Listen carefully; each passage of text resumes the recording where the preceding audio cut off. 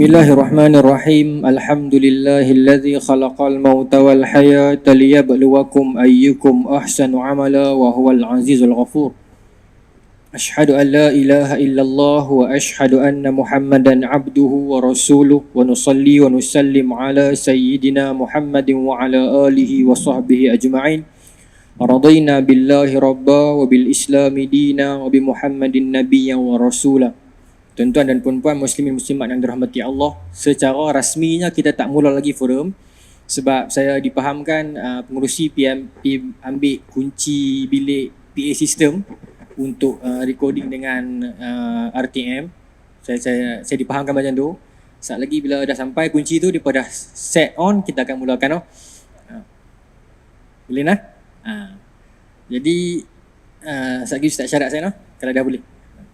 Jadi sebelum kita nak mulakan forum secara officialnya, Sagi baru nak mula forum secara official. Sagi dia nak record dalam video dan masuk radio. Saya nak kena perkenalkan kita punya panel lah. Saya perkenal sekarang, dia tak masuk dalam video dengan tu. Jadi sementara nak tunggu pengurusi sampai tu, tuan-tuan, bila kita menyebut tentang kemerdekaan, malam ni saya diapit oleh dua orang sejarawan ni, boleh dikatakan idola saya lah kedua-duanya. Yang mana saya takut nak cakap bab ni. Saya takut salah sebab cakap sebelah maha guru ni. Tapi insya-Allah tuan-tuan, bila menyebut tentang kemerdekaan ini, Islam sebuah agama yang disebut dalam Quran sebagai ad-din. Ad-din dia bermaksud way of life. Bila sebut tentang agama bahasa Arab, ad-din juga agama, millah juga agama. Tetapi millah ini dia lebih kepada agama yang merujuk kepada makna ritual, ibadat, pengibadatan. Tetapi bila disebut tentang dinul Islam, agama Islam, ad-din bermaksud agama, tetapi dia lebih luas konsepnya yang bererti jalan hidup, bermasyarakat, berkehidupan, berkeluarga, berakhlak dan mencakupi segala sudut dan ruang. Kerana itulah Islam sentiasa memberikan jawapan terhadap perihal-perihal yang mencakupi persekitaran kita.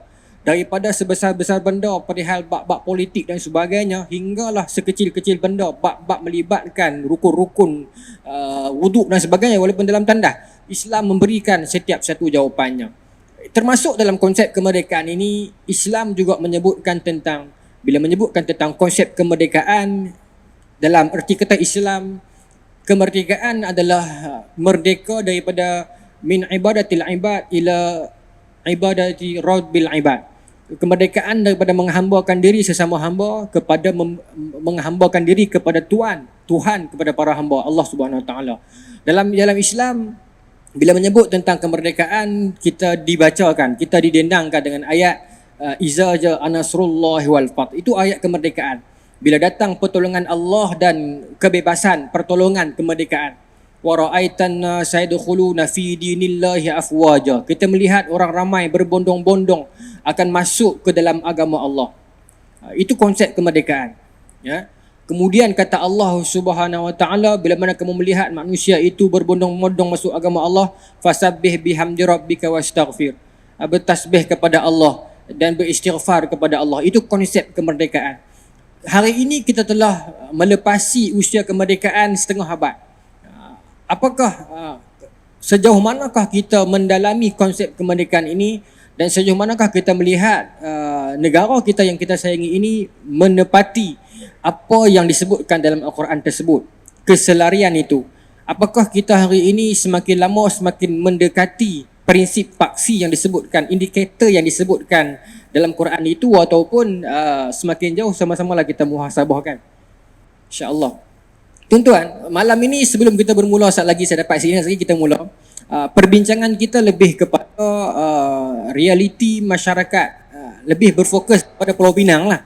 Pasal kita ni orang Pulau Pinang, kita sering didendangkan dalam sejarah mengenai sejarah Pulau Pinang ni, bila sebut orang dah faham kata orang putih lah. Ini negeri-negeri Selat kan. Kira kemah katakan. Jadi bila kita dengar cerita-cerita pasal negeri-negeri lain dengan kesultanan, dengan kemelayuan yang kuat, dengan kaya, dengan adat, budaya dan sebagainya, banyak benda, kita orang Penang kita rasa macam terasing. Katalah kalau saya berasal lagu tu, kita tak ada ke satu tokoh pendekar kita ke, satu tokoh ulama kita ke, satu tokoh pejuang Melayu kita ke, sebab selalu kita duduk didenangkan dengan Dul Said, Datuk Bahaman, Tok Janggut, bagus seronok, tapi kita duduk cari Pulau Pinang ni ada tak? Ada lah seorang yang terkenal, yang menetapkan tarikh kemerdekaan, tapi kita cari lagi ada zaman-zaman pendekar tu kan. Kita rasa adakah negeri kita ni dulu ni dipenuhi oleh orang putih saja? Apakah Pulau Pinang ni dulu ni tak ada orang putih yang main pokok dan sebagainya? Sejauh manakah Pulau Pinang ini dia wujud kemelayuan dia itu, kaya dengan adab-adab dan budayanya itu, ada sejauh mana kekayaan dia itu, no? Maka yang itu yang akan kita perihalkan dan akan kita bincangkan pada malam ini. Boleh tak lagi? Tak lagi nah. Sikit lagi no. Maka tuan-tuan, itulah yang akan kita bincangkan pada malam ini. InsyaAllah pada malam ini kita juga ada rakaman daripada media-media kuliah kita, dan kita juga ada rakaman radio daripada Radio Television Malaysia RTM, Mutiara FM. Saya tak tahu ditayangkan bila, tapi alhamdulillah bukan senang kita nak buat Prof, satu tokoh besar. Tuan-tuan, kalau tuan-tuan perasan, Prof ni saya rajin tengok dalam Awani baru Prof kan.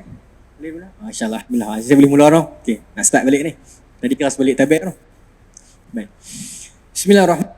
Alhamdulillahirabbil alamin, wassalatu wassalamu ala asyrafil anbiya'i wal mursalin wa ala alihi wa sahbihi ajma'in. Terima kasih para pegawai Masjid Nurul Saadah Lahar Tabut Penaga yang berusaha, Al-Fadhil Ustaz Yusof Desa, Gawai Takmir Pejabat Agama Daerah Seberang Perai Utara, yang kita raikan pada malam ini, yang berbahagia Profesor Datuk Dr. Ahmad Murad Merikan, kemudian ahli panel kita yang kedua yang berbahagia, guru, saya sebut guru Abang Hirman Roslan, yang pernah berforum dengan saya juga di Penaga ni. Ketika tu kita menceritakan tentang kepahlawanan Melayu kat mana. Jadi pada malam ini insya-Allah forum kita pada malam ini kita akan menceritakan yang berkaitan dengan tema kemerdekaan dan fokus kita kepada Pulau Pinang dan sejarah, kisah dan jatinya. Saya pernah terbaca satu tulisan, tak silap saya nama John Lancaster, menceritakan tentang Pulau Pinang. Kemudian teori tentang penduduk Pulau Pinang. Kemudian saya juga membaca tulisan yang berbahagia Prof mengenai Batu Uban tu kan, sejarah Pulau Pinang. Dan satu tulisan yang cukup menarik, yang sedihnya kita tak dapat temui penulisan ini dalam buku teks. Bila kita buka buku teks, saya ingat lagi bab yang pertama tingkatan 2, dia sebut Pulau Pinang ni 786 dibuka oleh Francis Light lah. Itu yang rasmi, itu disebut dalam buku teks. Dan kita pun jawab begitulah. Sejauh mana kita nak memperjuangkan kebenaran kalau kita yakin dengan kebenaran kita itu, tapi kalau masuk periksa, kita jawab tahun lain, jawab orang lain yang buka, salah. Sebab skemanya begitu. Dia nak kita jawab ikut temanya begitu. Jadi perjuangan kita nak ubah ni, nak mengembalikan kemelayuan asal Pulau Pinang ni. Kalau kita buka dalam teori-teori, bacaan-bacaan, kajian-kajian, bahkan tak silap saya, Francis Light sendiri pernah menyebutkan ketika mana dia datang ke Pulau Pinang dah ada penempatan Melayu. Ada 2-3 tokoh yang disebutkan. Saya bukan ahli sejarah tuan-tuan, saya bidang lain, tapi saya sangat meminati sejarah. Yang berbahagia Prof antara mentor saya. 3-4 orang tokoh sejarah di Malaysia yang sangat saya minat. Profesor Mak Bakar, Profesor Abdullah di Universiti Malaya, tak silap saya di USM ada lagi Profesor Dr. Mahani kot. Antara yang saya cakap minat, kalau peringkat antarabangsa saya minat Dr. Atullah Kopansky daripada Turki. Saya meminati wacana sejarah ni. Kerana bila kita belajar sejarah ni baru kita nampak, oh flow-nya begitu. Tuan-tuan, saya nak tarik ni masa tahun 1187. Masa itu perang salib kedua, Islam memenangi, dapat Baitul Maqdis. Kemudian tahun 1453 Islam dapat pula Constantinople. Maka ketika itu paksi Kristian semakin berkurang, kerana paksi mereka sebacaan saya ini ada di Vatikan, ada di Constantinople dan ada di Baitul Maqdis. Dua telah dapat kepada pihak Islam. Maka Kristian need to do something. Then dia plan satu plan lah. 1492 mereka berjaya merampas Andalus. Dan itu telah membuka pintu laut, membuka laluan untuk mereka datang ke tempat kita. Maka bermulalah proses penjarahan mereka datang ke timur, dan kita dapat lihat satu demi satu siri penyerangan dan satu demi satu kerajaan yang berada di Nusantara ini tumbang. Itu cerita asalnya. Bila bercerita tentang Pulau Pinang, kita disebutkan tentang franchise line, dan bila kita sampai ke Pulau Pinang pun sampai sekarang masih ada tugu franchise line itu. Dan kita didendangkan dengan jasa beliau, bagaimana beliau membuka negeri tersebut, membuat pelabuhan dan sebagainya, seolah-olah Inggeris itu yang menemui pulau itu, dan seolah-olah sentimen dia seolah-olah Melayu di utara ini tak reti nak buka negeri dan tidak menempati tempat tersebut, sehingga akan datang orang Inggeris yang membuat jasa besar, orang kata pugang tanah, buka pula sampai orang boleh pergi duduk. Sejauh manakah kebenarannya, kita nak pergi kepada ahli panel kita bertemu yang berbahagia Prof. Sejauh manakah kebenaran itu, dan kalaulah kebenaran itu boleh disangkal teorinya, siapakah Melayu yang terawal yang menduduki Pulau Pinang, penduduknya bagaimana? Kita pernah mendengar teori tentang kedatangan mereka daripada Pagar Ruyuk, Sumatera. Sejauh manakah teori ini, Prof? Kita minta Prof huraikan kepada kita tentang penduduk di Pulau Pinang sebelum era franchise line dan corak pola kehidupan mereka dan asas mereka bagaimana, Prof? Silakan. Terima kasih. Bismillahirrahmanirrahim. Assalamualaikum warahmatullahi wabarakatuh. Tuan-tuan dan puan sekalian, terima kasih kepada Ustaz Yusof dan pihak penganjur kerana telah menjemput saya untuk bercerita mengenai sejarah Pulau Pinang. Pertama sekali saya ingin menyatakan bahawa saya bukan ahli sejarah. Saya tidak dilatih dalam jabatan sejarah mana-mana universiti.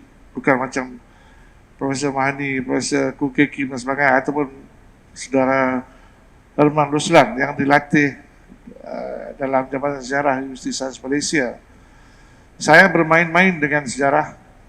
Saya menggunakan sejarah sebagai alat, sebagai senjata untuk menegakkan untuk menegakkan, meluruskan masa lalu. Sebab dalam konteks Pulau Pinang, sejarah Pulau Pinang Kedah, masa lalu itu amat kabur, masa depan itu cerah. Jadi bagaimana kita nak menelusuri masa lalu? Dan saya terlibat dalam kerja-kerja mentafsir sebagai orang yang suka bercakap, menulis dan berkongsi mengenai sejarah Pulau Pinang sejak hanya 20 tahun yang lalu, tidak lama. Apa yang mencetuskan saya berbuat demikian ialah pada tahun 2003. Pada masa itu saya di ITN. Saya bermula kerjaya saya di ITN, Institut Teknologi Mara, satu universiti yang dulu pada masa dulu dikatakan second class university, institute, dan kemudian dinaikkan sebagai universiti. Jadi tahun 2003 masa saya di ITM, masa itu Kerajaan Negeri Pulau Pinang dan beberapa NGO telah menganjurkan satu persidangan. Persidangan itu dipanggil sebagai The Penang Story, cerita Pulau Pinang. Dan dalam persidangan itu disediakan lebih kurang 300 lebih kertas kerja. Dalam 300 lebih kertas kerja, tidak satu kertas kerja pun yang bercakap mengenai Melayu Pulau Pinang.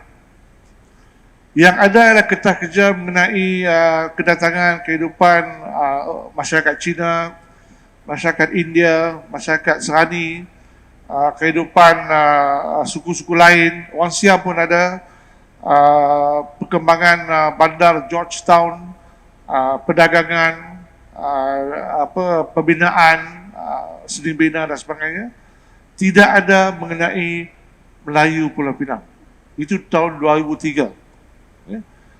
Dan yang ada ialah satu forum yang menjemput dua orang tokoh Pulau Pinang yang konon-kononnya mempunyai maklumat yang tahu mengenai sejarah awal Pulau Pinang, tapi mereka telah sebenarnya menghina asal-usul Melayu Pulau Pinang. Mereka mengatakan bahawa orang Melayu Islam Pulau Pinang hanya wujud selepas tahun 1786. Jadi ini mengandaikan bahawa tidak ada orang Melayu di Pulau Pinang sebelum 1786. Saya sebenarnya tidak mau sebut tahun 1786. Saya nak menghilangkan, menyahkan 1786. Sebab 1786 adalah tahun yang tidak betul, tahun yang palsu dalam konteks sejarah Pulau Pinang Kedah. Saya akan kembalikan kepada mengapa ia palsu. Tapi saya ingin menyentuh mengenai tanggapan bahawa Pulau Pinang tidak ada manusia, tidak ada masyarakat sebelum orang putih datang. Sebelum itu, saya ingin menyentuh sedikit mengenai konsep peneroka, konsep pembuka dan konsep pengasas. Pengasas, kebetulan 2 malam sudah ada orang telefon. Masa itu saya ada di Kuala Lumpur. Orang tu dari Pulau Pinang. Dia telefon, dia tanya, siapa pengasas Pulau Pinang? Ini betul, saya kata betul, bukan buat lah. 2 malam sudah. Saya kata tidak ada pengasas Pulau Pinang. Ungkapan sesiapa pengasas Pulau Pinang, bahawa Pulau Pinang mempunyai pengasas, pembuka, the founder, the discoverer, tidak tepat. Tidak ada seorang pun yang mengasas Pulau Pinang. Sama juga kalau kita kata siapa pengasas Pulau Langkawi? Siapa pengasas Kedah? Siapa pengasas Singapura? Ini ungkapan-ungkapan yang bersifat Eurocentric. Orang putih apabila mereka setelah mereka menindas dan menghalau orang Islam daripada Andalusia, Iberia, mereka pun membuat satu treaty, perjanjian Tordesillas di antara yang ada sekarang ini, Spanyol dan Portugal. Okay? Dalam perjanjian Tordesillas 1493, mereka membahagikan dunia ini kepada 2. Okay? Treaty Tordesillas. Hemisfera Barat diberi kepada Portugis. Hemisfera Timur diberi kepada Spanyol. Jadi dunia ini dibagi kepada Barat dan Timur. Dan mereka pun belayar. Columbus, Vasco da Gama dan sebagainya. Dan juga kuasa-kuasa penjajah daripada Eropah Barat pun belayar keluar daripada abad yang ke-15, 16, 17. Dalam mereka belayar keluar, mereka pun bila sampai ke tempat, mereka akan berkata, this was discovered by scan. Okay? Ini discover, macam Columbus, dia kata dia discover Amerika. Okay? Captain Cook mengatakan bahawa dia discover Australia. Discover tu menjumpai dan mengasas, founder, discoverer and founder. Raffles mengatakan bahawa dia discover dan founded Singapura. Francis Light, walaupun dia tak kata begitu, tapi naratif orang putih mengatakan bahawa dia founder Pulau Pinang. Ini semua tak betul. Menjurus kepada Francis Light, dia datang, bukan dia found. Tidak ada pengasas. Kalau kita kata ya ada maksud founder, ada beberapa orang di Malaysia ni, dia kata ya memang ada founder, memang ada discoverer. Founder bermaksud orang yang telah mengasaskan peraturan dan kerajaan. Jadi apabila saya kata Francis Light bukan founder, dia tidak. Francis Light adalah founder Pulau Pinang kerana Francis Light telah mengasaskan pemerintahan dan kerajaan dan peraturan di tempat itu. Masuklah di sini, di Semampai. Sama juga macam Raffles, sama juga macam lain-lain. Sebenarnya kalau kita kata kita nak lawan balik, okay? Kita nak menafikan bahawa Francis Light itu founder, maka kita cipta Irwan Melayu founder. Sebenarnya saya tidak mahu mengatakan bahawa si Anu telah mengasaskan Pulau Pinang. Pulau Pinang telah diduduki. Pulau Pinang ialah sebahagian daripada wilayah Kedah. Pulau Pinang sekian lama, berabad-abad, beribu-ribu tahun lamanya, sebahagian daripada tanah besar Kedah. Sama juga macam Pulau Langkawi. Jadi tidak ada founder.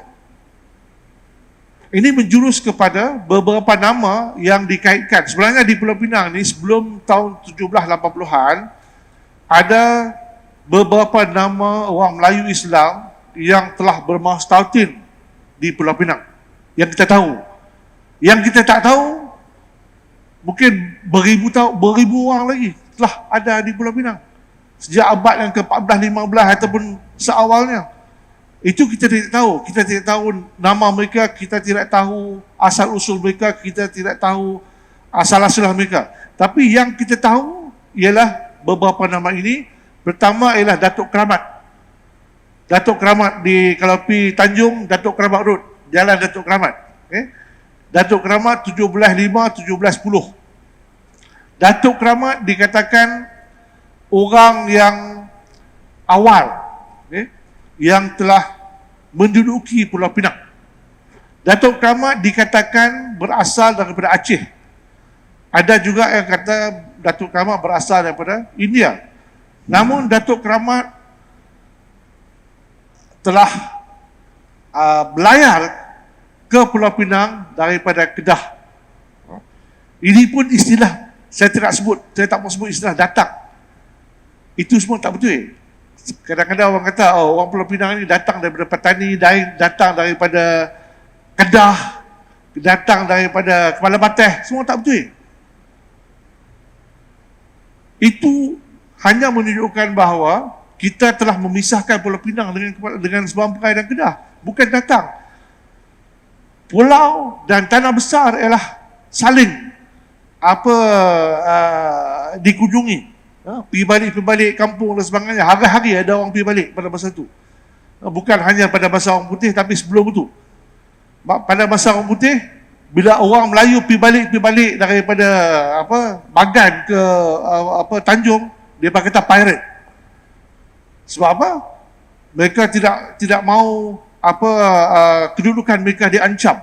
Jadi mereka kata pirate, jadi mereka boleh halau orang Melayu yang berlayar ke pulau, bukan datang.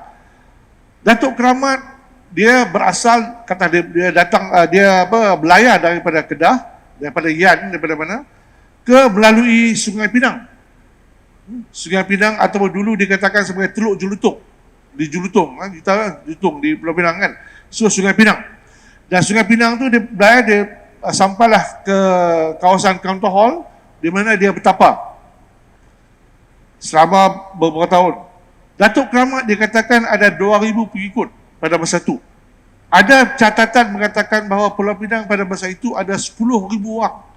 10,000 orang Melayu di Pulau Pinang. Ini tahun 1705 sampai 1710, awal 1700. Siapa kata Pulau Pinang tak ada orang?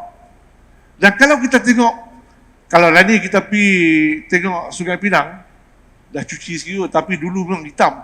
Sungai Pinang tu kawasan industri.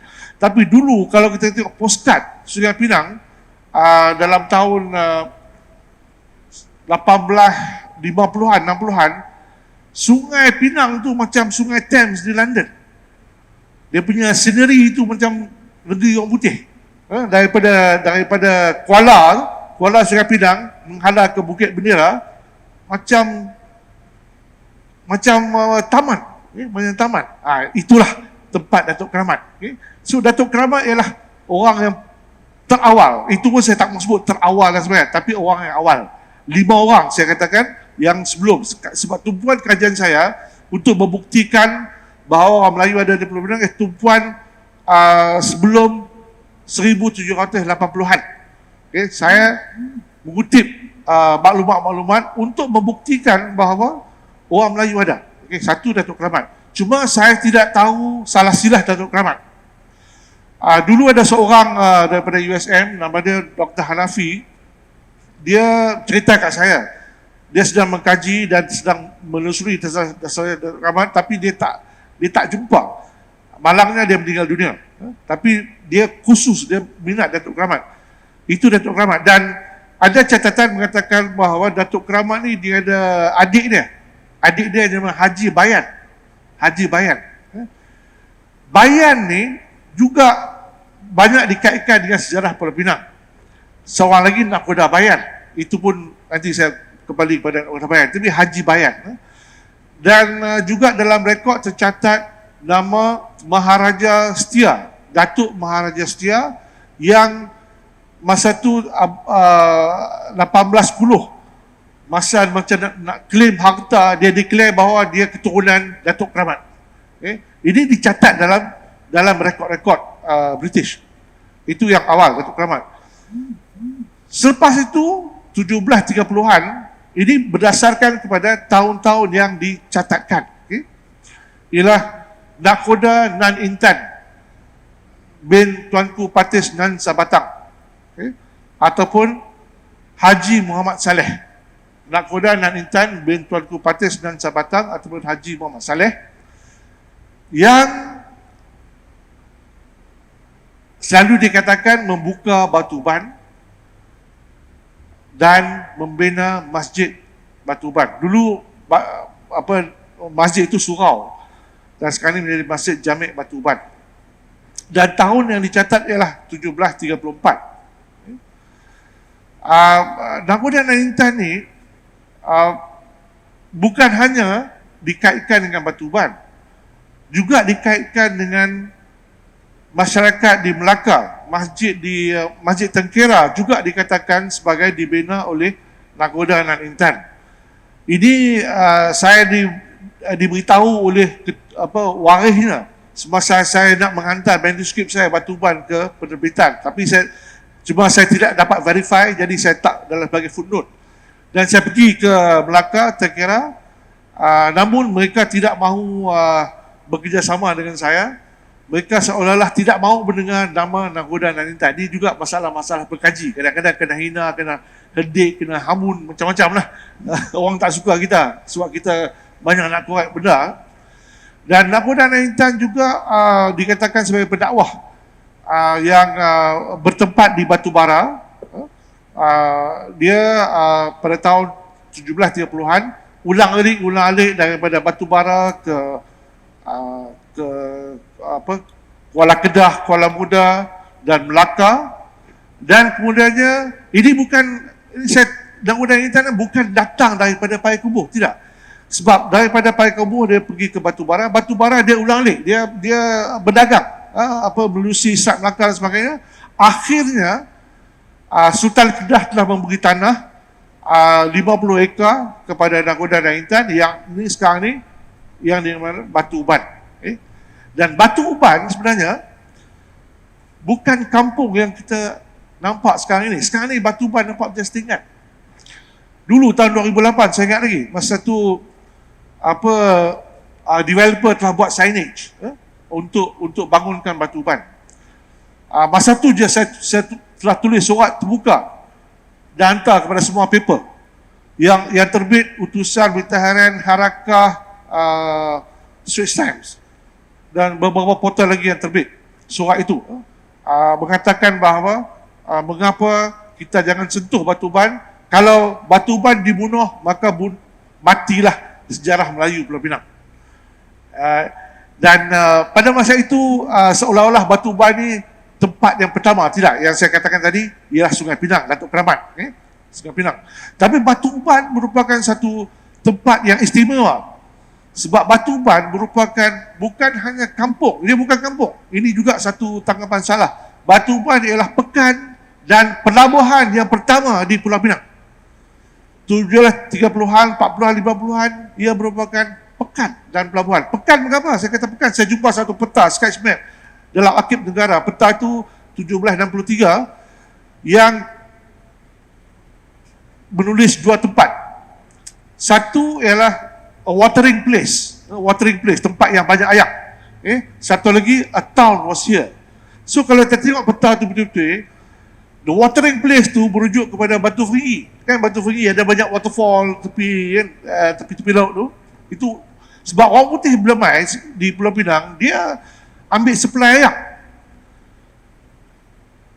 daripada bukan hanya Lancaster, Portugis dan sebagainya. Dia land dekat mana? Dekat Batu Ferigi. That's why tempat batu yang kalau dekat Penang tu dia katakan Batu Ferigi. Ferigi itu merujuk kepada orang putih dan khususnya orang Portugis. Ferengi itu Portugis. Okay? Jadi orang Portugis juga datang ambil ayam. Satu lagi tempat, town was here, kalau kita tengok balik, tempat tu adalah Batu Uban. A town and a port. Jadi Batu Uban merupakan satu tempat yang mewah,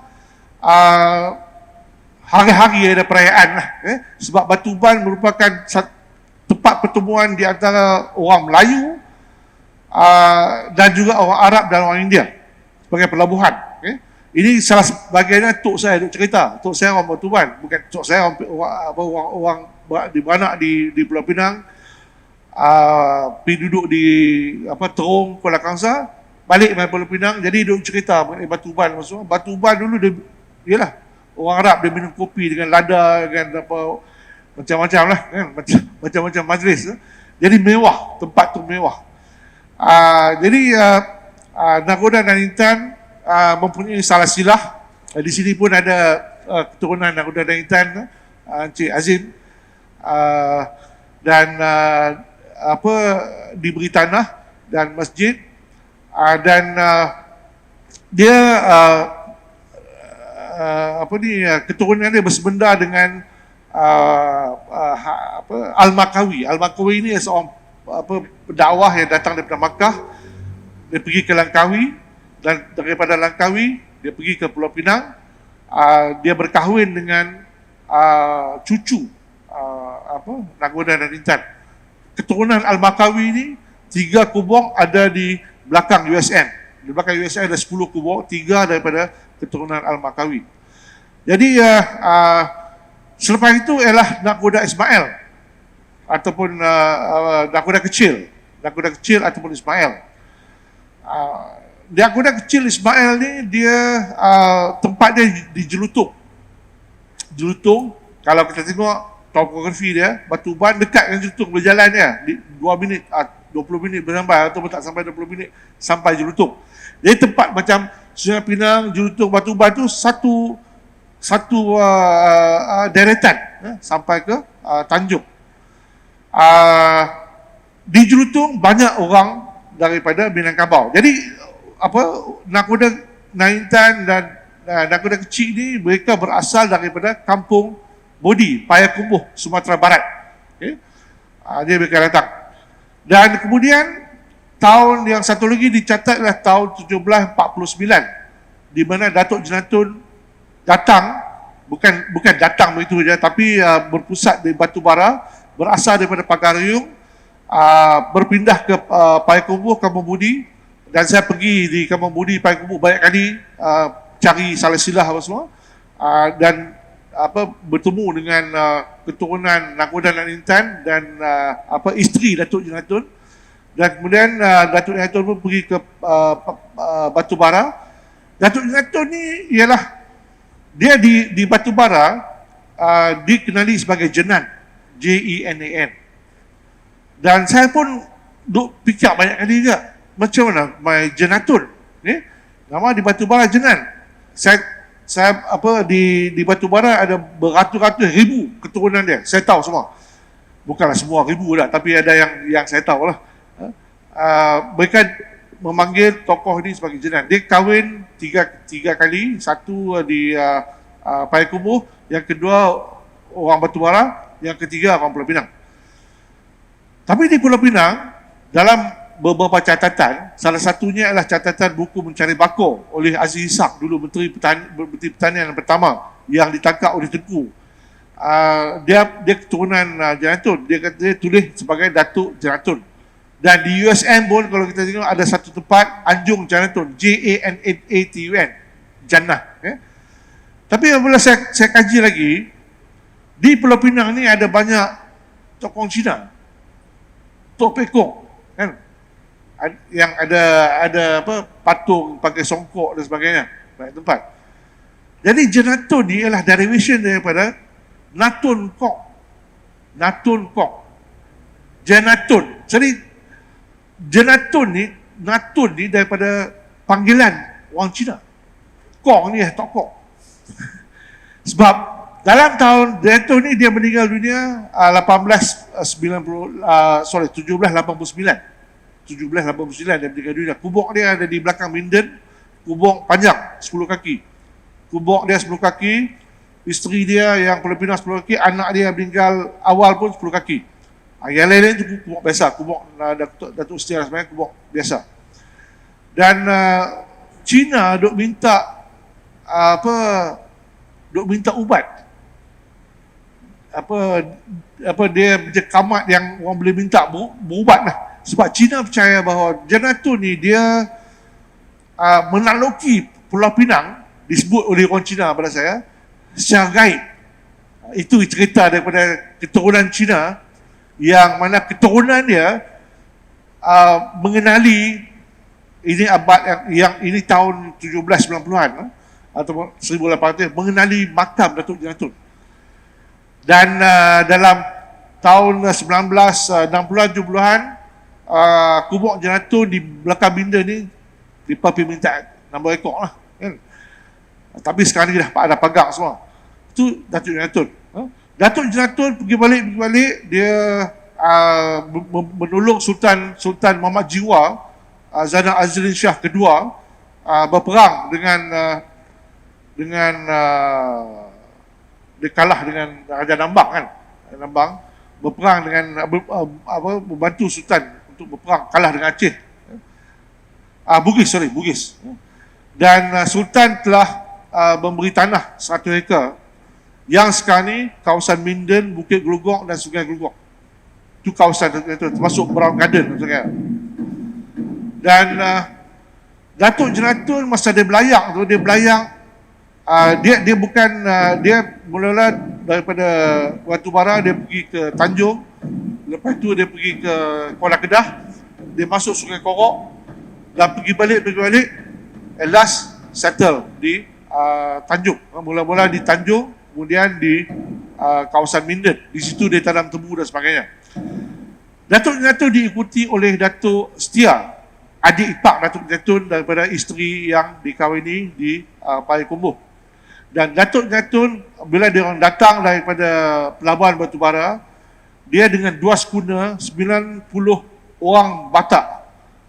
Skuna tu kapal besar yang dia kayuh. So Batak tu setengah orang kata pengikut dia, setengah orang kata hamba dia.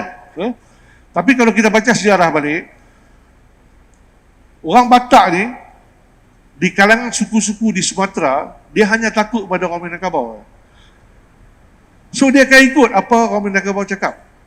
Jadi orang Batak ni datang, dan dalam catatan Franslite tahun di dalam Jambras 1929, Franslite mengatakan bahawa di Pulau Pinang pada masa itu tahun 1770-an, sebenarnya Franslite dah ada lama dah. Dia ada banyak kawan Batak dan Minangkabau. Jadi orang Batak tu memang pengikut Janatun, dan orang Minangkabau itulah orang-orang macam Datuk Janatun dan Nakudan dan sebagainya. Datuk Janatun datang dengan Datuk Setia. Jadi Datuk Keramat, Nakudan Nadintan, Nakudan Kecil, Datuk Janatun dan Datuk Setia ada 5 nama yang awal wujud dan bermustatin di Pulau Pinang sebelum 1780-an. Tapi kita ingat bahawa nama-nama ini bukan nama asal, ini bukan nama betul. Ini nama gelaran. Kita tak tahu nama betul, kita tak tahu nama mereka asal. Datuk Keramat adalah gelaran. Nakuda dan Intan gelaran. Haji Muhammad Saleh pun saya rasa gelaran. Saya tak tahu nama betul, saya ingat gelaran. Nakuda Kecil gelaran Ismail. Nama betul juga. Janatun yang kita tahu Janatun adalah gelaran. Dan Datuk Setia adalah gelaran. Sebab kalau kita nak mengkaji, sebab ini saya menekankan, sebab yang 4 ni ialah daripada Minangkabau. Bila saya kata orang Minangkabau ada di Pulau Pinang sebelum 1780-an, orang tak percaya. Orang kata di Pulau Pinang ni orang Aceh. Memanglah orang Aceh ramai di Pulau Pinang, yang datang daripada Aceh. Tapi siapa tokoh orang Aceh itu? Ada sekarang ni ada kubur banyak, beratus-ratus kubur di Bukahid, di belakang Bukit Gambiak apa semua, yang dikatakan sebagai kubur orang Aceh. Mungkin orang Aceh, tapi mestinya batu Aceh. Sebab dulu batu Aceh tu macam kita beli is a commodity lah. Batu Aceh ni boleh dijual beli. Batu Aceh ni memang bertebaran. Jadi kubur-kubur tu masih ada di belakang USM, Bukit Gambang, dan belum lagi diterokai siapa yang punya. Tapi yang 5 nama ni, 4 daripada dia adalah dari Minangkabau. Tapi kalau ditanya ada patih ke ada Temenggung, asalnya pepatih, tapi bila datang ke Pulau Pinang, lepas satu generasi ada patih itu tidak diamalkan lagi, diamalkan adat Temenggung. Dan Datuk Keramat, kalau berdasarkan kepada apa yang dicatat, begitu besar orang Aceh yang berlainan daripada Kedah. Itu lebih kurang orang Melayu yang bermastautin di Pulau Pinang pada abad yang ke-18. Terima kasih kita ucapkan kepada yang berbahagia Prof. Penerangan daripada Profesor tadi tentang bagaimana tokoh-tokoh yang bermastautin di Pulau Pinang sebelum Francis Lai. Kita akan kembali kepada Prof sebentar lagi. Nak tahu testing siapa Francis Lai tu kan, pada kita kecil tentang kisah-kisah tentang beliau, dan kita kenal pun. Kalau orang tunjuk kat kita satu guru, ni siapa, kita boleh sebut ni Francis Lai. Sampai tahap tu lah. Tapi sebelum kita nak pergi balik kepada Prof, kita nak pergi kepada Tuan Herman Roslan tentang Francis Lai ni satu orang putih lah. Jadi British, kita melihat seperti yang Prof sebut, perjanjian antara Spain dengan Portugis tadi kan, kedatangan mereka ke wilayah kita ni. Bagaimana beberapa tahun atau puluhan tahun selepas itu, gelombang yang satu lagi itu gelombang British pula yang dia datang. Kalau kita baca dalam sejarah dunia, dia lagi luas lah. Dia pergi ke negara Arab, bagaimana dia kucar-kacirkan di sana, berlaku the Arab Revolution, kemudian berlaku Sykes-Picot Agreement 1916 dan sebagainya. Di sini pun berlaku, tak silap saya, Bangkor 1874. Banyaklah. Tapi nak bagi tahu, Nabi sebut dalam hadis, Nabi kata la tattabi'unna sunanal ladzina min qablikum shibran bi shibrin wa zira'an bi zira'in hatta law dakhalu fi jubrin tabbil la taba'tumuhum. Kita akan ikut jejak langkah mereka ini, umat-umat sebelum kita ini, sejengkal demi sejengkal, sehasta demi sehasta, sehingga kan ke lubang biawak pun kita akan ikut mereka. Sahabat tanya, ya Rasulullah, hal Yahudi wan Nasara, adakah itu orang Yahudi dan Nasrani? Mostly depa lah. Kata Nabi, qala faman, siapa lagi kalau bukan depa? Maka dalam Quran juga Allah Ta'ala kata, walan tarda ankal yahudu walan nasara hatta tattabi'a millatahum. Mereka tidak akan redha kepada kita selagi kita tak ikut telunjuk mereka. Jadi kita nak beri terus kepada Tuan Herman kita ni, bagaimanakah perancangan ataupun plot ataupun anything lah yang British buat, perencanaan mereka itu, tipu daya mereka itu, adakah dia berlaku di sini, dan kalau dia berlaku, bagaimana kisahnya? Silakan. Okey, bismillahirrahmanirrahim. Pertama sekali saya ucapkan terima kasih kepada Ustaz Yusof, dan saya ucapkan terima kasih kepada orang 10 Masjid Al-Haq Tabut lah. Lama aku tak dengar perkataan, saya pun lama dah tak dengar perkataan orang 10 ni. Duduk di Pahang ni 10 tahun dah. Orang belah utara sebut orang 10 ni. Dan saya mengalu-alukan kedatangan Prof Datuk Dr. Ahmad Murad Amerikan. Dan terima kasih kepada Dinda saya lah. Setahun dah kami duduk bersama ni, ceramah di Perai ni lah. Okey, sebelum ni saya banyak dengan Ustaz lah, panggil Ustaz Kedah tu, banyak menceritakan tentang Perang Kedah Siam. Jadi tahun ni saya buka lagi kajian tu, saya fokus kepada Kota Kuala Kedah lah. Jadi pada niat asal saya, Kota Kuala Kedah ni satu cerita di mana berlakunya peperangan yang menjadi pusat tumpuan apabila orang Melayu dengan Siam ni berperang dan menyebabkan berlaku diaspora orang Kedah datang ke Pulau Pinang lah. Ni tahun 1821.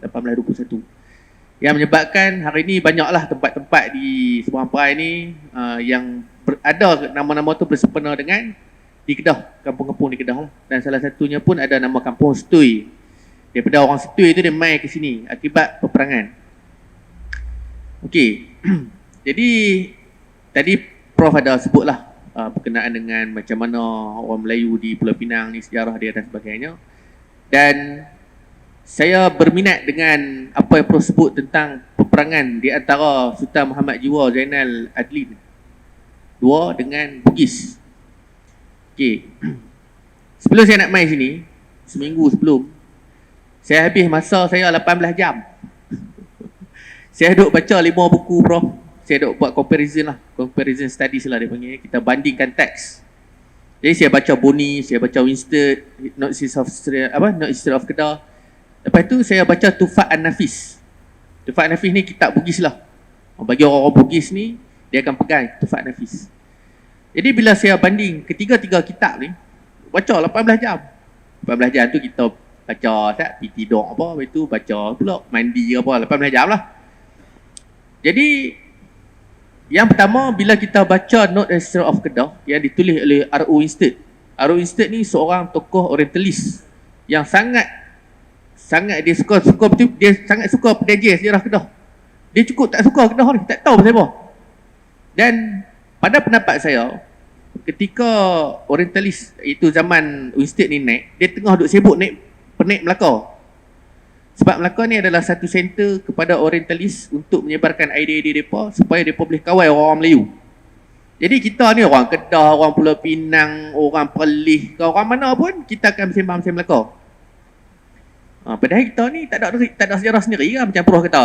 Kan orang Pulau Pinang ada Datuk Jenatun, Datuk Naoda Intan dan sebagainya. Tapi kita orang di sini tempatan tak mengangkat tokoh tu sebagai orang yang patutnya kita kenang jasa mereka. Dan begitulah yang berlaku di Kedah. Okey.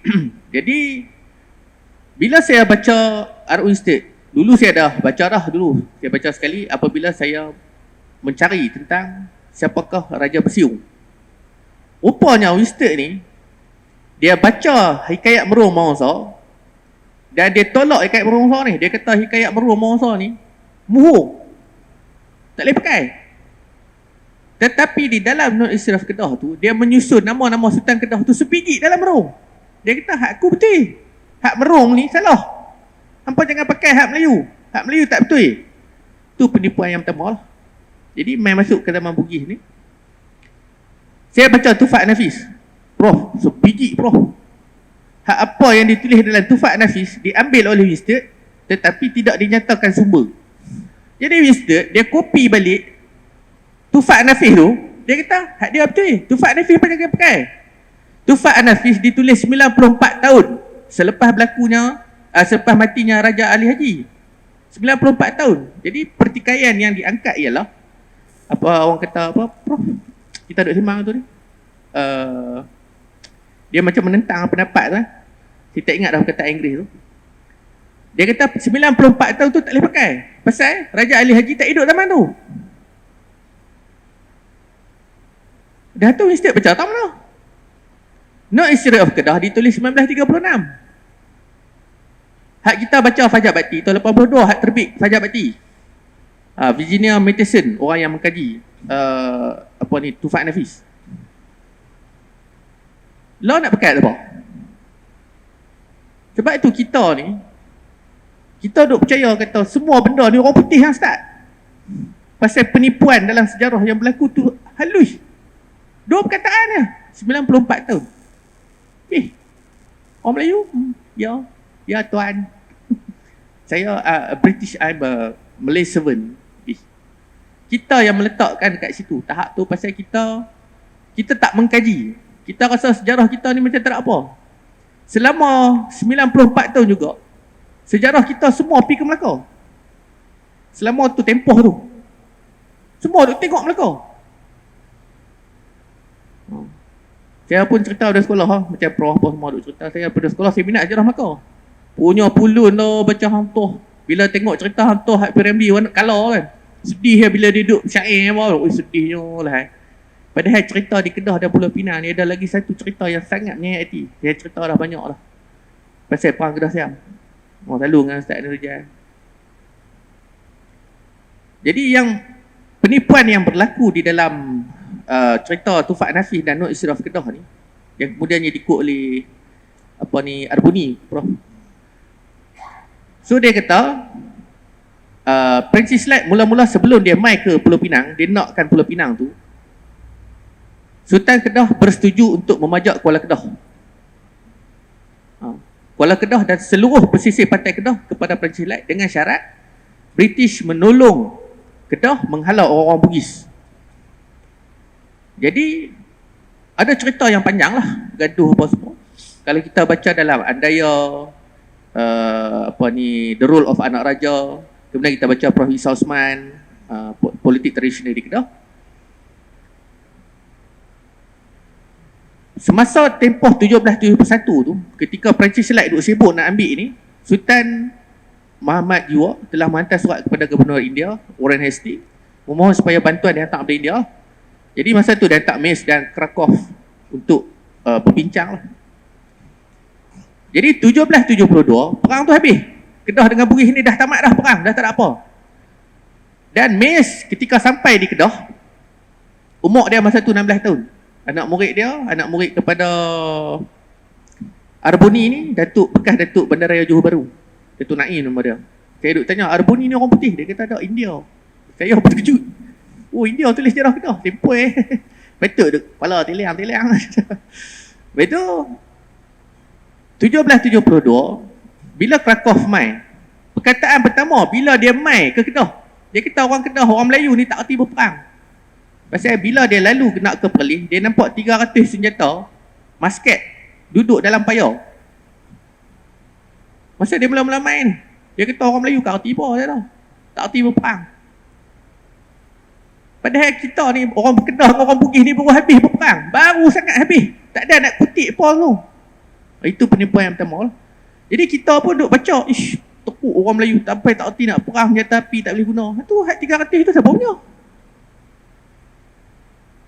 Mace kata dalam surat dia kata apa yang ada di Kedah pada masa tu, senjata dia tu mampu mengalahkan seluruh Eropah. Maknanya Kedah kaya time tu, sangat-sangat kaya. Tapi pasal penipuan yang dibuat oleh British, dia kata orang Melayu tak erti apa, kita pun tak tahu sejarah, kita ditutup dengan sejarah, sistem pendidikan kita diubah, maka kita rasa orang Melayu tak tahu apa. Itu yang pertama. Dan ketika Perancis Silat duk push, duk paksa ni Sultan Muhammad Jiwa ni untuk serahkan Kuala Kedah, Sultan Muhammad Jiwa kata benda dah selesai, dah settle dalam buku Arboni dah. Peperangan di antara Kedah itu sudah selesai, seperti mana yang dihujah dalam Tufa'an Nafis. Raja Haji Fisabilillah telah menjemput Sultan Kedah apabila dia perang tu. Sultan Muhammad Jiwa lari ke Perlis. Bila sampai habis selesai perang, Raja Haji Fisabilillah menjemput semula Sultan Kedah. Dia kata aku mai ke Kedah ni pasal aku ada hutang. Aku nak menuntut hutang, bukan aku nak ambil negeri hang. Tapi apa yang ditulis orang putih, orientalis mengatakan bahawa bila Bugis mai ni, dia rugul orang, dia jarah, dia rampas segala mak nenek reta orang Kedah. Padahal selesai cara baik. Apakah cara penyelesaian tu? 3 tahun saya duk cari. Puas saya baca, rupa-rupanya bagi kahwin dia. Orang dulu bukan susah, sama-sama raja, nak selesai masalah lagi kahwin. Tapi dalam pemikiran kita yang dijajah oleh orang putih ni, dia kata perang ni sampai hari ni kita duk kata Bugis lenun. Sampai hari ni kita duk percaya kita orang Bugis ni jahat. Padahal benda dah selesai, tak ada masalah. Dan benda tu ditulis dalam Tufa'an Nafis. Jadi hampir 100 tahun kita duk tolak semua hikayat kita, kitab-kitab kita yang ditulis oleh tok guru kita. Saya tak ada peluang nak cari tok guru pondok, sebab mereka kata di pondok banyak kitab-kitab sejarah. Kalau ada peluang saya tanya jugalah nak baca apa pandangan mereka kan. Dan apabila habis ke zaman tu, masuk ke zaman tahun 1800 bila berlaku perang Kedah Siam dan sebagainya, banyak campur tangan yang berlaku tu. Sebenarnya kalau kita baca dalam Nicholas Stalling, The British Policy in Malaya, Nicholas Stalling ni sangat minat lah dengan alam Melayu ni. Dia menceritakan macam mana polisi-polisi British kepada negeri Melayu. Dan apabila mereka sampai ke sini, mereka kata perkara pertama yang kita kena selamatkan ialah negeri Perak. Sebab British dia tak nak ada hubungan dengan Siam. Kalau Siam ambil Perak, maknanya Pulau Pinang akan mati. Jadi diselamatkan Perak, dibuatkan satu perjanjian perjanjian Krian tu, lepas tamat perang 1821 tu, 1826 depa buat satu perjanjian. Depa tarik Krian tu masuk sikit ke Pulau Pinang. Sebab apa? Sungai Krian tu untuk guna ayak, untuk salur ayak masuk buat pedang. Jadi orang-orang Kedah, jadi sebelum tu di seberang perai ni bukan tak ada orang, macam Prof kata ada 10,000 orang apa semua, di seberang perai pun ada orang. Tapi orang itu yang berada di kawasan seberang perai tidak mampu untuk tanam padi, seluas-luas padi ni. Dulu bukan macam lah, motong ke mesin. Dulu kena ramai-ramai. Seralung kena 40-50 orang motong kan. Berapa lama nak habis? Ni plot orang putih. Dan bila kita baca benda yang dibangunkan di Pulau Pinang adalah kilang timah. Sebab tu dia tarik sungai tu. Dia nak ambil semua sungai yang berada di perai tu, setiap kuala-kuala yang berada di perai ni, supaya sampan tu boleh bawa pergi timah, pergi ke Pulau Pinang. Ini benda yang di sebalik kenapa ambil Pulau Pinang. Kenapa ambil seberang perai. Bukan saja nak bergaduh perang tu. Dia ada taktik orang putih ni. Dan British ni, yang sampel saya British ni bagus lah daripada satu sudut ni. Saya pujilah British Dia mengambil masa 174 tahun. Dia kaji orang Melayu. Macam tadi duk sebut apa nama orang putih tadi? Elizabeth Hamilton Alexander Hamilton dan ramai lagi lah. 174 tahun dia duduk dengan orang Melayu, dia kaji orang Melayu. Dan pada tahun 1874, apa yang dipisahkan daripada orang Melayu? Semua perkara daripada orang Melayu kecuali agama Islam dah ada istiadat. Pasal dalam agama Islam, saya duduk tengok contoh Sembilan Wali. Tengok dalam YouTube, saya tengok. Dia kata, selagi mana pemerintah itu, walaupun dia bukan Islam, selagi dia tidak menyusahkan agama Islam, selagi dia benarkan kita bersemayam, maka kita kena turut dia, kena ikut dia. Orang putih 174 tahun dia kaji agama Islam, dia kaji orang Melayu. Jadi dia pakai itu. Oh, dia kata lah ni orang Melayu, kita boleh perintah dia selagi mana agama dia kita tak kacau. Siapa yang pegang agama? Sultan. Pegang sultan, pegang agama. Selesai masalah. Jadi sampai 1957, ya tuan, British. Ni banyaklah penipuan yang berlaku di dalam sejarah Melayu, nama di kawasan utara ni.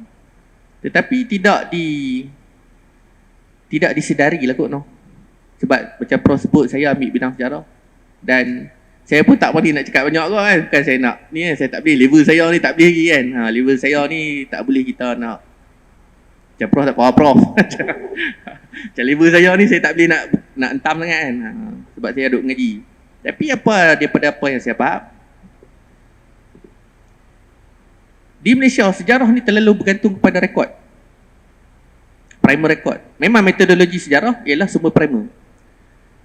Dan sumber-sumber primer ni ditulis oleh orang putih. Semua laporan British, semua British tulis. Saya duk baca rekod semua orang putih.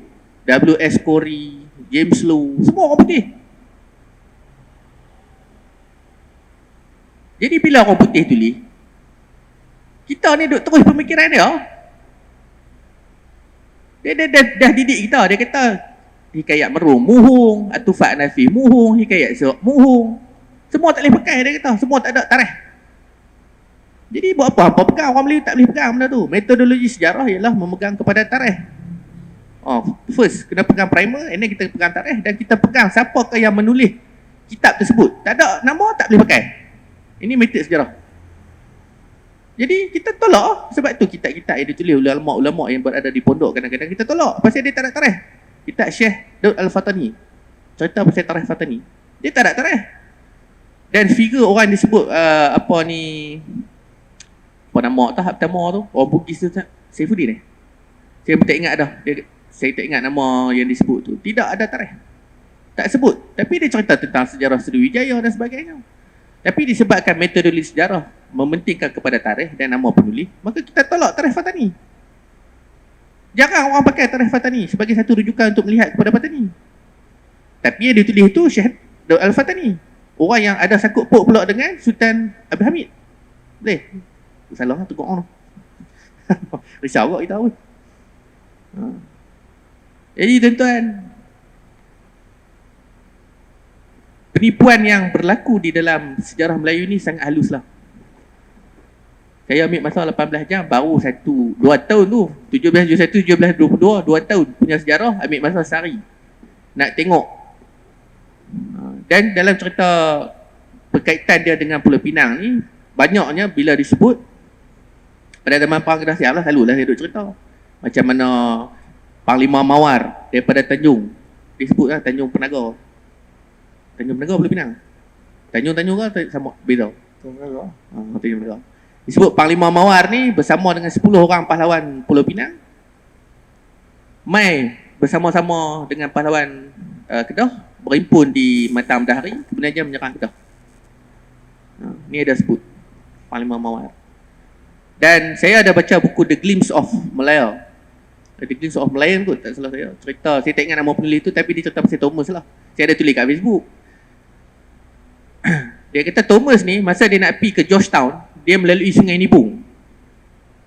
Jadi apa nak kait sikit lah dengan apa yang Prof kata ni. Kalau Perancis Light ni orang putih ni yang buka Pulau Pinang, pasal apa nama sungai dia tak pun nama sungai orang putih?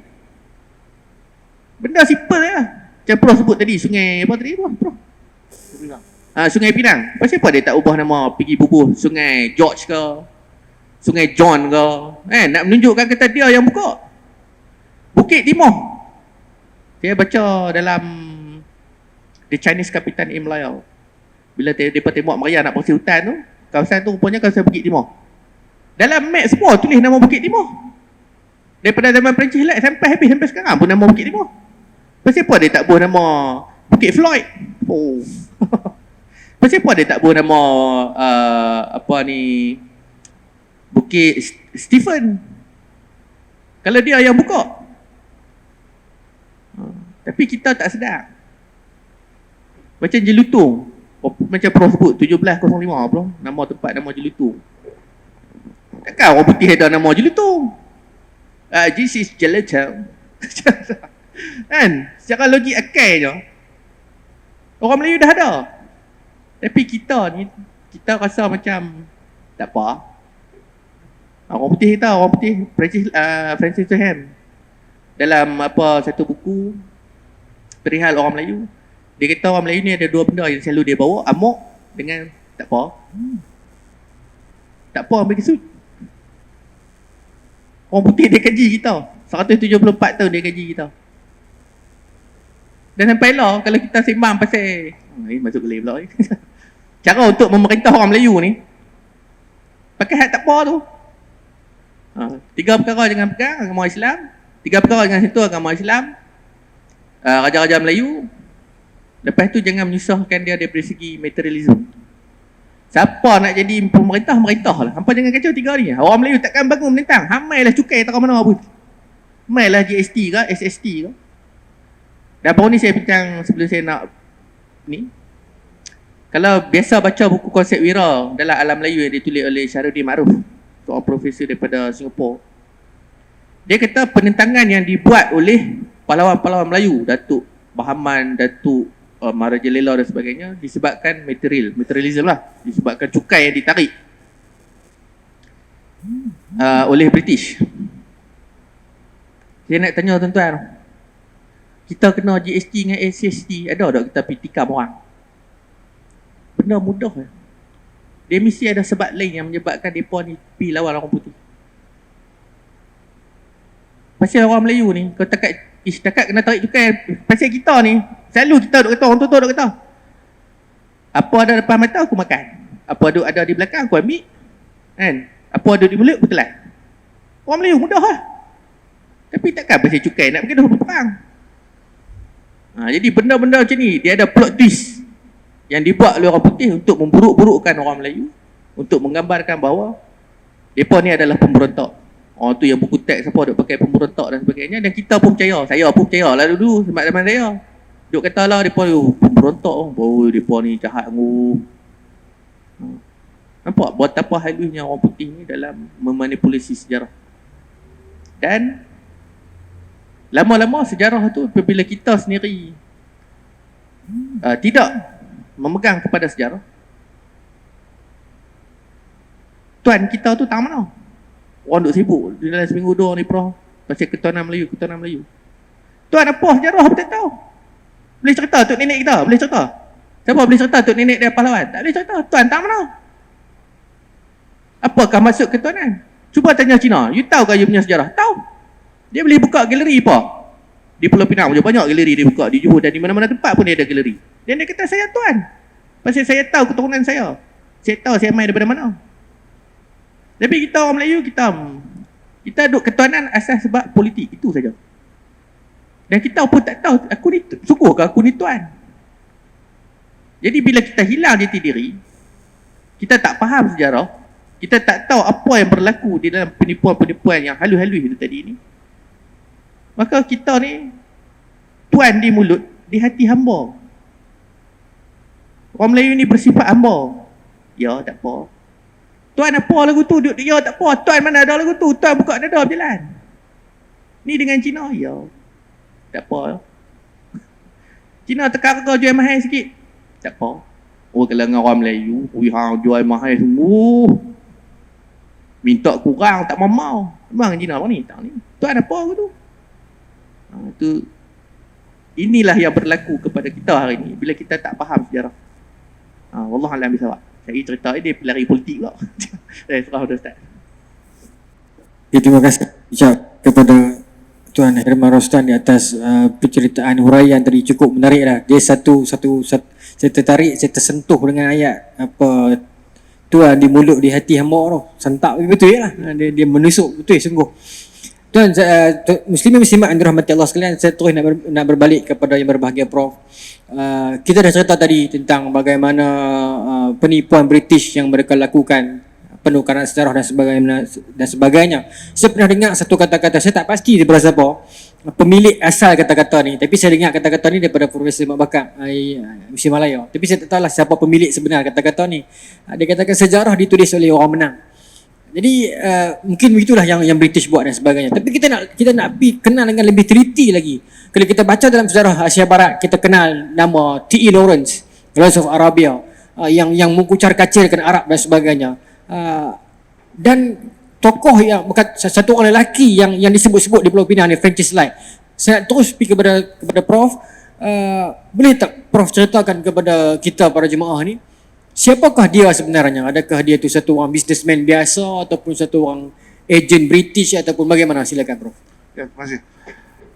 Sebelum saya menjawab soalan itu secara ringkas, saya ingin mengatakan bahawa kita ini adalah pewaris sejarah. Kita pewaris masa lalu.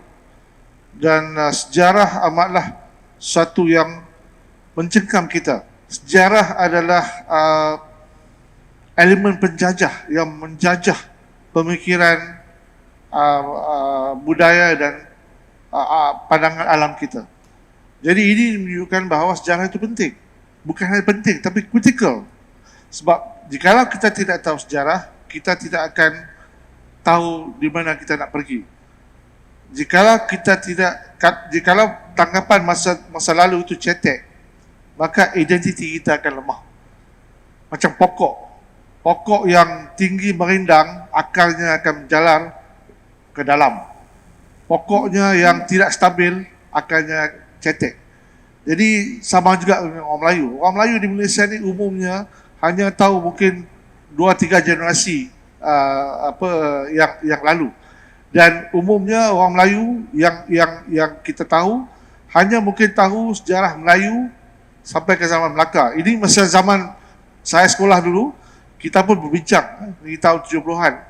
Oh, Melayu hanya sampai Melaka. Tapi sebelum Melaka kita tak tahu. Tapi sekarang ni saya amat berbangga dengan pengkaji-pengkaji muda. Sejak ada internet dan sebagainya, ramai orang-orang muda yang 20-an, 30-an amat mementingkan masa lalu, amat kritikal sampai menelusuri sejarah sehingga 2,000, 3,000 tahun yang lalu. Itulah sejarah Melayu, bukan 500 tahun. Kalau kita ambil penemuan-penemuan di Sungai Tua, ia lebih kurang 2,700 tahun yang lalu, semasa zaman Greek lagi. Orang Melayu telah wujud dari segi identitinya dan dari segi kerajaannya, dari segi teknologinya.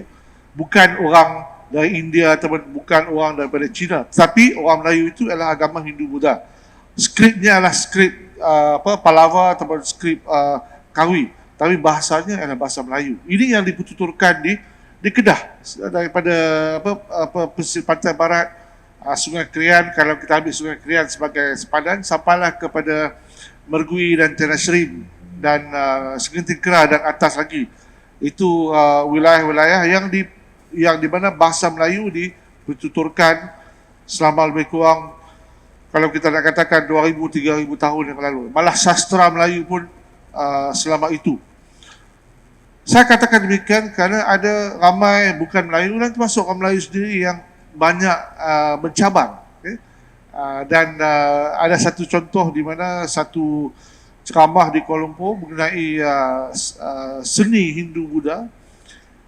Dan saya mungkin salah seorang dua Melayu yang hadir, yang lain semua bukan Melayu. Selepas ceramah itu ada seorang, dia bertanya apakah bahasa yang dipertuturkan di Kedah Tua abad yang ke-3-4. Dia nak mengharapkan bahawa bahasa itu ialah bahasa Tamil atau bahasa Sanskrit. Tapi penceramah itu tidak clear. Jadi saya bangun dan saya bercakap bahasa yang dipertuturkan pada masa itu adalah bahasa Melayu. Dia kata, oh bahasa Melayu dulu dan sekarang lain. Jadi bukan bahasa Melayu. Saya kata tidak. Sama juga mana-mana bahasa sekalipun, bahasa Inggeris ke Jepun ke Tamil ke bahasa Arab pun, dulu 1,000 tahun dulu, sekarang lain, berbeza. Kita tidak faham. Masa lalu ialah negeri lain, negeri asing. Jadi, tapi yang penting ialah bagaimana kita melihat perspektif sejarah dan sejarah identiti kita penting. Sebab itu saya kata kita tidak mendatang orang Melayu di mana kepulauan Melayu ini ialah homeland, tanah ibunda, tanah air kita. Dan tidak ada datang pergi, cuma merantau. Okay, orang Melayu daripada Borneo, daripada Sumatera, daripada Jawa dan daripada tanah Melayu berantau melalui tanah air daripada Sumatera sampai ke Filipina. Itu perantauan. Kita bukan pendatang, kita ulang-alik buka kampung. Bukan hanya kadang kita fikir bahawa hanya daripada Kepulauan Melayu ke Semenanjung. Tidak. Orang Semenanjung, orang Melaka pun ada di Makassar, ada di Jawa, ada di Sumatera. Dia pergi balik. Setelah kejatuhan Melaka, ramai orang Melaka yang terdiri daripada orang Melayu Semenanjung dan orang Jambi pergi ke Makassar. Dan ada yang dikatakan menjadi Sultan Makassar. Ini pentingnya kita tahu sejarah dan berapa lama keturunan kita. Dia berbalik kepada Francis Light. Siapa dia Francis Light? Francis Light ni dia orang Melayu. Sebenarnya ethnically dia orang putih. Tapi culturally, dari segi budaya, dari segi ritual, dia orang Melayu. Mengapa saya kata dia orang Melayu? Sebab selama 20 tahun dia ada di Kepulauan Melayu. Dia bukan hanya ada di Pulau Pinang. Yang tercatat ialah 1786 dan 1785. Sebenarnya pada 31 hari bulan Ogos 1785, Sultan Kedah telah menulis surat kepada Governor General di Calcutta melalui Francis Light, bersetuju untuk memajak sebahagian daripada Pulau Pinang. Sebahagian daripada Pulau Pinang. Tahun ini 234 tahun. Kalau kita kalau kita katakan sejarah bermula daripada 1786 sejarah Pulau Pinang. Sebenarnya tidak. Okay? Jadi siapakah Francis Light? Dia telah datang, dia dilahirkan di England dan dia bekerja di British Navy selama 2 bulan dari midshipman yang Osborne tu. Kapten pun bukanlah kapten apa, dia sebenarnya nakhoda. Macam nakhoda Nanintan, nakhoda Bayan, dia nakhoda kapal, nakhoda. Dan dia datang belayar ke India umur 16 tahun, 17 tahun, sampai ke Madras. Dari Madras dia telah duduk beberapa tahun dan dia bekerja dengan syarikat di Madras, Jordan and Sullivan. Itu syarikat perdagangan, syarikat yang bawa kapal, bawa barang, pergi ke Kuala Kedah, Kuala Muda, Aceh sampai ke Riau. Jadi Francis Light dia ulang-alik. Okay? Selama daripada tahun 1770 sampai 1786. Jadi 1786 bukanlah pertama kali dia telah bertapak di Pulau Pinang sebelum itu. Okay? Tapi 1786 adalah tahun yang palsu. Saya akan balik kepada itu. Jadi kalau dia orang putih, daripada umur berapa? 20 tahun, dia ada di alam Melayu sampai dia meninggal dunia. Maksud dia di sini dia ada 23 tahun di alam Melayu. Imagine kalau kita 23 tahun kita hidup di dunia lain. Katalah kita pergi Jepun dan hidup sana selama 23 tahun, ataupun pergi Amerika 23 tahun, ataupun pergi Mesir 23 tahun. Kita akan jadi orang sana. Kita akan membawa pembawaan sana. Dan banyak contoh. Dia di Francis Light, dia duduk sini, dia pakai kain melekat. Macam tuan-tuan dan perempuan sekalian. Tuan-tuan dia pakai kain melekat. Pakai kain melekat, baju Melayu, songkok. Dia bukan pakai baju pirit orang putih Georgia yang kita nampak patung Francis Light di Pulau Pinang tu. Jadi, hari-hari dia pakai itu. Dia bertempat daripada Madras, lepas tu dia pergi Phuket, Ujung Salak, Ujung Silon, Ujung Salak di Phuket. Di Phuket, perkalaan dia ulang alik Aceh, nak cari tempat, nak cari base penempatan untuk berniaga. Jadi dia bertemu dengan pembesar Perak, Selangor. Dia juga hampir mengambil Selangor. Tapi masa tu Selangor di bawah Perak. Jadi Sultan Perak kata beta telah berpunya.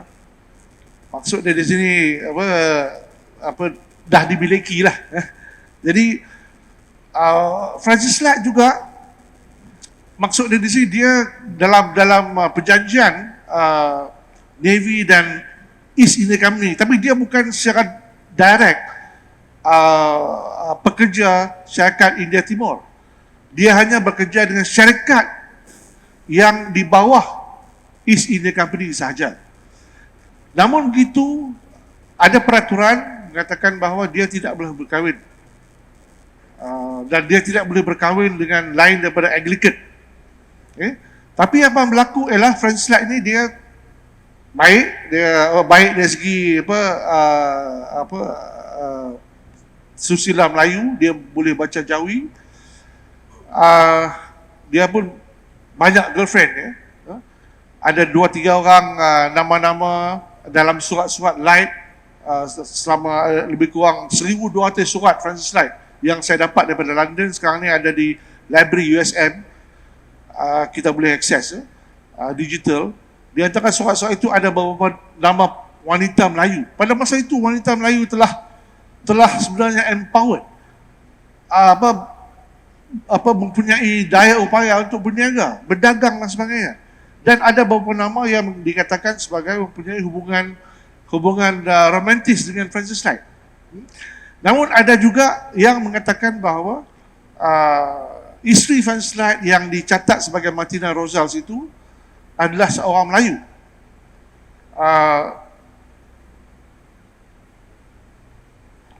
Juga dicatatkan orang itu adalah satu anak Sultan Kedah, yang ini anak dikatakanlah sebagai anak Sultan Kedah, anak Sultan Zahra Azli Muhammad Jiwa Shah. Ada juga mengatakan bahawa wanita itu ialah anak angkat Sultan Kedah. Ada yang mengatakan bahawa wanita itu ialah daripada Istana Kedah. Dan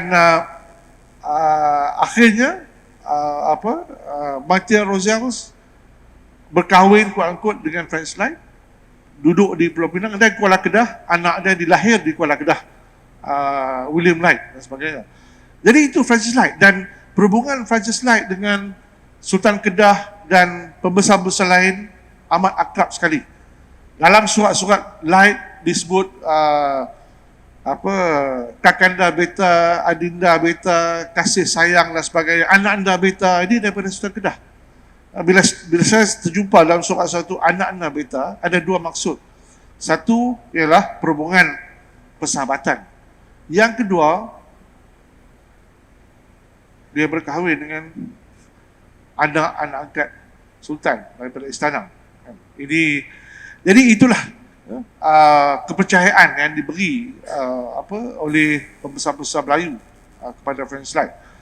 Namun imej Francis Light yang saya dapat ialah dia pakai songkok. Jadi ini ceritanya bukan daripada penulisan di Malaysia, ceritanya ialah daripada penulisan sejarah Phuket. Ada 2-3 buku yang menyentuh mengenai kepribadian dan paparan Francis Light.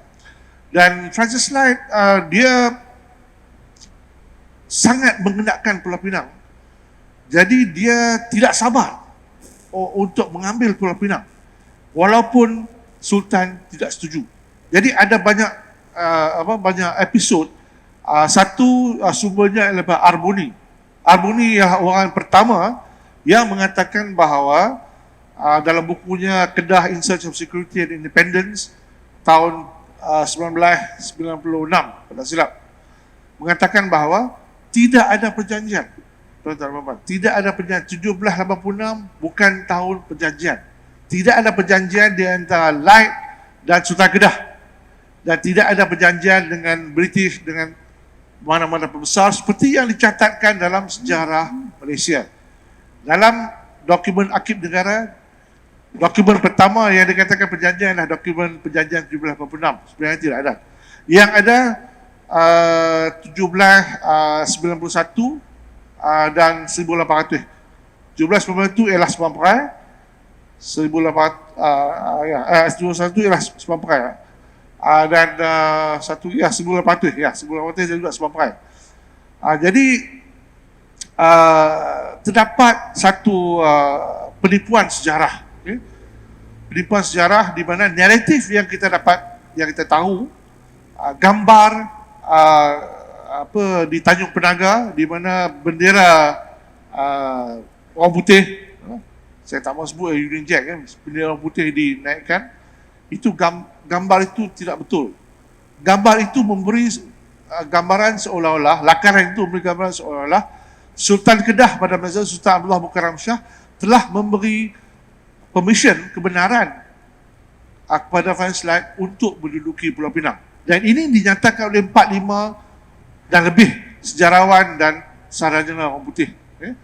Mengatakan bahawa Francis Light telah mendapat ni, jadi Francis Light telah menduduki Pulau Pinang. Dan istilah, kalau kita baca semantik, istilah-istilah yang digunakan ialah istilah penaklukan, istilah occupied, menduduki. Sebenarnya istilah, kalau kita gunakan istilah merampas Pulau Pinang dari Sultan Kedah. Jadi itu yang berlaku sebenarnya, tidak ada perjanjian. Dan ada 3 perkara daripada 7 perkara, 3 perkara Sultan Kedah tidak setuju. Salah satunya ialah dari segi peruntukan samar-samar. Disebut bahawa orang putih akan membantu Kedah dalam penjagaan Siam. Itu Sultan tidak puas hati. Sebab salah satunya Sultan dia kata senak perut dalam surat dia. Perut dia kacau bila Siam nak minta segala perahu, minta telur ayam, minta bantuan orang semua. Sultan senak perut. Jadi dia pun terpaksa bagi jugalah, terpaksa hendak memajak. Pajak tu bukan satu pulau, pajak itu Tanjung Penaga saja, Padang Kota Lama. Jadi Tanjung Penaga ni ada signifikannya. Satu lagi mengenai Light ialah ini penjajah umumnya. Apabila penjajah tu datang, macam Light datang, kononnya dia datang pada 1756 lah, sebenarnya dah lama dah. Dia tukar nama. 2 nama dia tukar. Dan sekarang ni saya sedang usaha menggunakan macam-macam untuk mengembalikan nama asal. Termasuk juga Batuah ni, Bagan Tuan Kecil. Kalau Haji Dahlan ada sini dia tahu lah. Haji Dahlan ni sejarawan Sembilan Perai. 2 nama dia tukar dulu. Satu ialah nama Tanjung Penaga, tukar kepada Georgetown lepas King George III. Dia tukar. Siapa bagi permission ni? Siapa yang tak bagi permission kan? Dia ada sign apa? Tak ada apa. Dia dapat laporan penuh daripada penduduk. Tak ada apa-apa pun. Macam kerajaan Melaka kata, nanti kita tunggu laporan penuh daripada apa pun untuk menentukan penukaran Bukit Sempor kepada Bukit Melaka. Tak payah tunggu. Kalau Light tak payah tunggu apa, semua kita tunggu. Tukar lah. Kan? Jadi satu, dia telah tukar Tanjung Penaga kepada Georgetown. Yang kedua, dia telah nak tukar nama Pulau Pinang kepada Prince of Wales Island. Itu tak jadi. Dan juga ada satu tempat pada masa itu juga nak dinamakan sebagai Jamestown. Jamestown ni dekat Sungai Dua. Mereka nak buat satu pelabuhan Jamestown. Jadi satu isu yang memang saya concern dan perlu diambil tindakan ialah kalau orang putih dengan sewenang-wenangnya mai tempat kita declare okey kita tukar nama tanpa apa-apa kebenaran dan sebagainya, pasal apa kita tak boleh terbalikkan pergi ke nama asal? Ini yang perlu kita lakukan. Sebahagian daripada proses penjajahan, saya pun tak mau sebut decolonization sebab decolonization ni perkataan orang putih. Orang Melayu tidak ada maksud, tidak ada kalau kita tidak ada perkataan untuk decolonize dalam bahasa Melayu, kita tidak boleh colonize. Jadi saya telah gunakan dan ini digunakan oleh Dewan Bahasa juga walaupun dia mungkin tak terima secara rasmi, penyah jajahan. Kalau kita nak menyah jajahan tempat kita, salah satunya ialah kita balik kepada nama asal. Tanjung Penaga ni, pasal dulu ada banyak pokok penaga di Padang Kota Lama. Dan nama Tanjung Penaga ni ialah diberi oleh orang di seberang ni. Di Tanjung Penaga. Kalau kita tengok sini, Tanjung, kita nampak Tanjung Penaga. Dan kalau kita duduk di Tanjung Penaga, kita boleh nampak nampak Kedah, Gunung Jerai, Kuala Muda dan sebagainya. Jadi pada masa tu balik macam satu kampung, bukan dipisahkan oleh laut. Tapi laut itu merupakan highway kepada orang-orang Melayu pada masa itu, pi balik. Jadi so-called Georgetown ataupun Tanjung Penaga sebenarnya telah ada orang duduk. Dalam surat-surat French Light disedaikan 60 alamat manusia yang duduk di Georgetown 1787. Dan mereka bukan datang di situ 1787, mereka telah ada di sebelum itu. Jadi Tanjung Penaga juga telah menjadi satu pelabuhan yang perlu kita bongkar.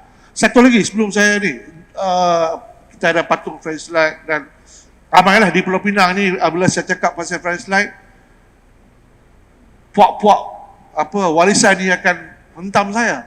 Banyak kali saya kenal dan baru ni pun saya cakap tadi dengan Ustaz Yusof pun ada orang bagi warning kepada saya.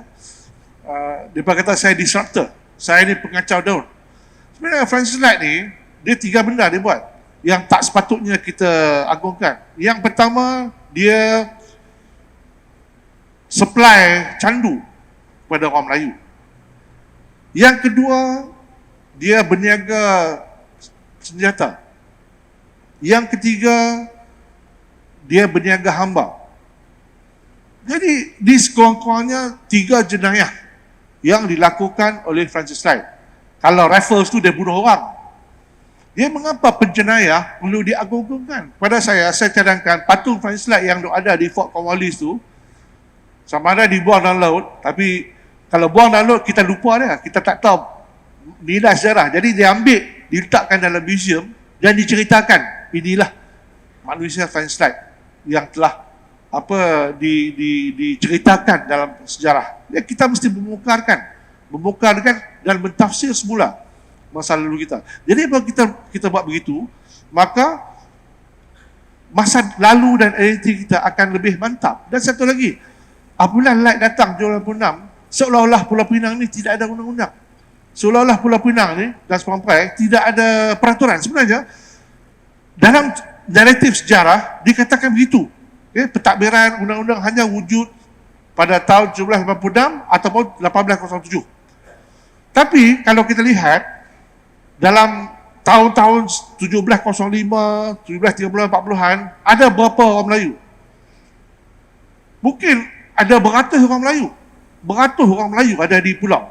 Jadi orang Melayu ni, orang Melayu Islam ni, dia mengamalkan apa? Agama Islam. Dalam nikah kahwin apa semua, dia guna apa? Dia guna undang-undang Islam. Pembagian harta apa semua. Undang-undang Islam tu datang dari mana? Sumber daripada Kedah. Kanun Kedah. Maksud dia di sini, Pulau Pinang dan Sepampai ni memang tanah jajahan ditakluki oleh Kedah. Diasaskan oleh Kedah. Sebahagian daripada Kedah. Macam budak Langkawi. Siapa pakai asas Langkawi? Apa undang-undang yang digunakan oleh Langkawi? Pada itu ialah undang-undang Kedah. Undang-undang Laut Kedah dan sebagainya. Yang pertama ialah undang-undang Laut Kedah. yang dibuat masa time Kota Kuala Kedah.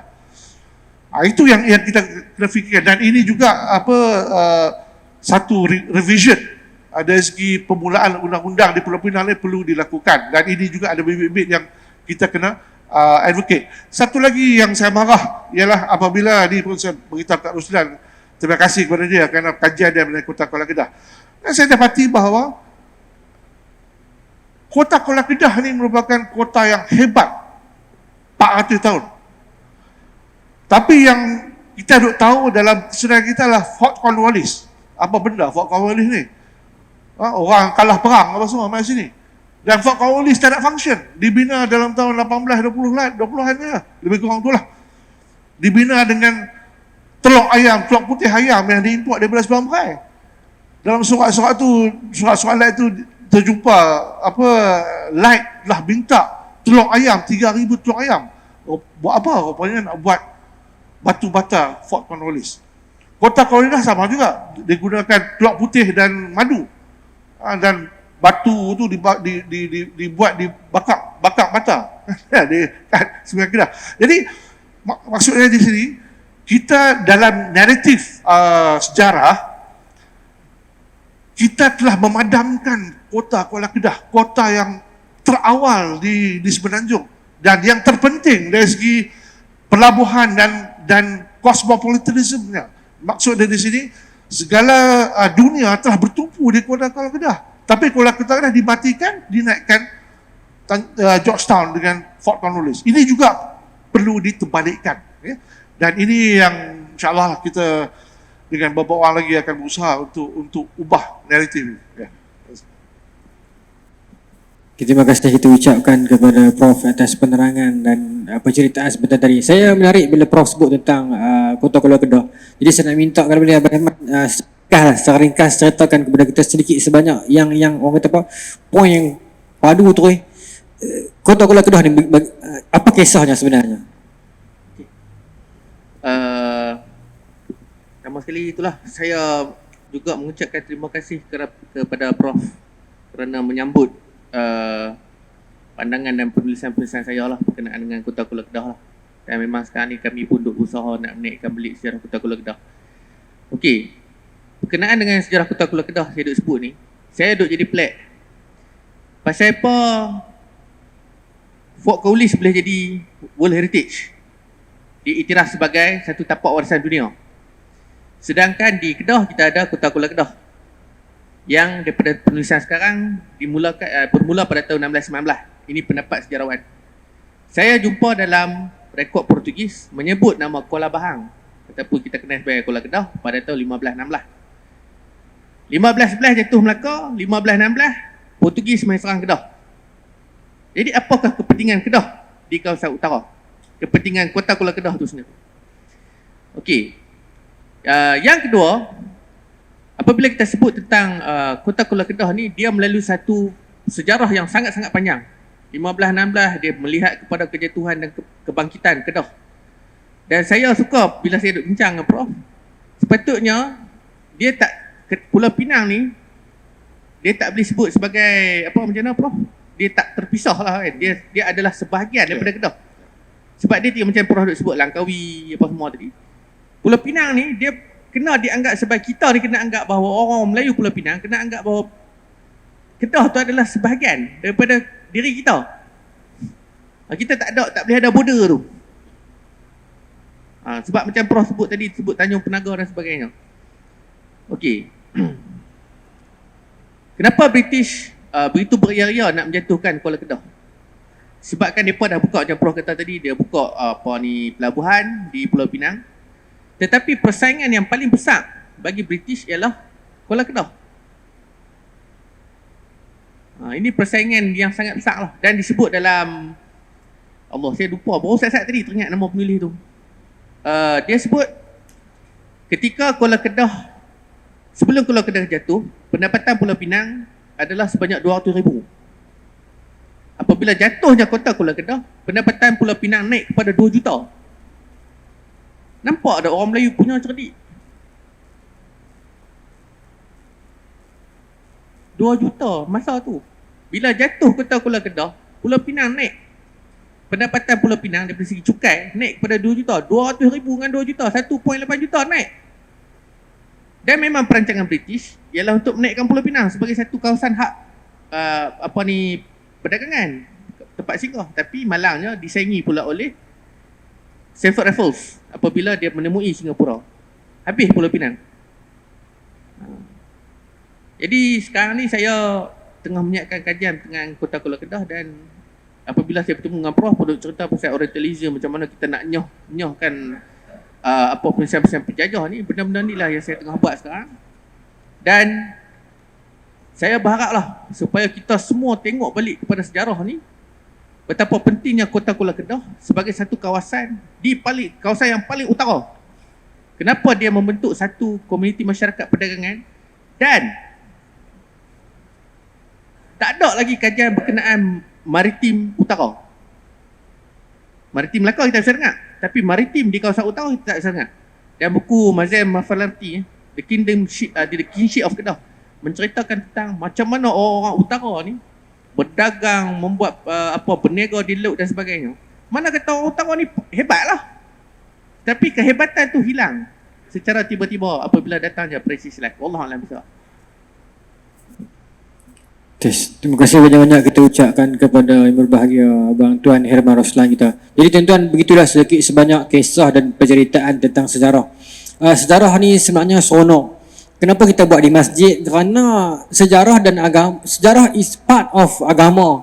Quran sendiri 1/3 daripada Quran adalah sejarah. Dan bila Allah Ta'ala cerita tentang kaum-kaum terdahulu, qad qalat min qablikum sunanun fasiru fil ard fanzuru kaifa kana aqibatul mukadzibin. Quran sebut, Allah Ta'ala sebut, kan? Kemudian Allah Ta'ala sebut lagi, tilka ummatun qablakum, itulah umat-umat sebelum kamu, laha ma kasabat walakum ma kasabatum. Banyak penceritaan tentang sejarah yang disebutkan dalam Quran dan juga disebutkan dalam hadis. Maka usaha pemurnian, pembawakan ilmu sejarah ke dalam masjid-masjid dan majlis-majlis ilmu ini kita anggap satu usaha yang baik, dan kita sangat berharap agar cendekiawan, cerdik pandai, profesor, ramai lagi cerdik pandai sejarah akan turun memeriahkan lagi kebangkitan sejarah dalam komuniti masjid di utara dan di Malaysia secara amnya lah. Tuan-tuan, saya nak tutup lah majlis kita ini dengan nak ajak tuan-tuan berfikir betapa hebatnya sejarah kita ni yang selama ni kita tak terfikir pun. Saya bila saya duduk termenung seorang-seorang, saya fikir kan, tak tahulah, mungkin Prof dengan Abang Herman ada jawapan lah. Saya bukan orang sejarah, saya tak ada jawapan lah. Saya fikir kenapakah nama di Pulau Pinang ni banyak tu, Pematang Tok Mahat, Pematang Tok Brain, Pematang Tok Kandu, Pematang Tok Jaya dan sebagainya. Adakah mereka ini adalah setaraf ataupun ulama-ulama ataupun panglima seperti mana disebutkan oleh Hang di Melaka itu? Sini saya nak ajak tuan-tuan fikir lah. Agar dia minat sejarah tu nak main lagi ni, bukan saya nak buka bagi banyak lagi ni, nak ajak fikir lah. Kemudian dalam tafsir Prof sebut bila ayat Quran menceritakan tentang peti tabut orang Israel, Bani Israel tu, buka dalam tafsir sebut peti tabut itu dia di atas dibuatan oleh bentuk malaikat, 2 angel tersebut, tetapi peti itu buatan dia adalah kayu jenis penaga. Penaga ni nama kayu, bro. Jadi saya tertarik bila Prof sebut tadi tentang Tanjung Penaga, dan di sini nama dia Penaga. Macam mana dalam daerah Penaga ni, kampung tuan-tuan mau Lahar Tabut, nama sama tu dengan peti tu. Tuan-tuan cari tengoklah. Ini saya lagi homework dekat tuan-tuan lah. Nak beritahu apa? Sejarah ni seronok. Wallahu ta'ala alam. Terima kasih banyak-banyak saya ucapkan sekali lagi kepada yang berbahagia Prof dan juga Abang Herman Roslan kerana sanggup sudi hadir untuk memeriahkan majlis kita. Terima kasih juga kepada para AJK Masjid yang memberi ruang dan tempat kepada kami, dan terima kasih juga kepada tuan-tuan dan puan-puan kerana sudi meminjamkan telinga dan pendengaran tuan-tuan kepada kami. Mudah-mudahan penceritaan ini menyuntik semangat untuk kita menyayangi dan bercerita sejarah. Wallahu ta'ala alam. Saya mewakili masjid mengucapkan terima kasih dan Assalamualaikum warahmatullahi taala wabarakatuh.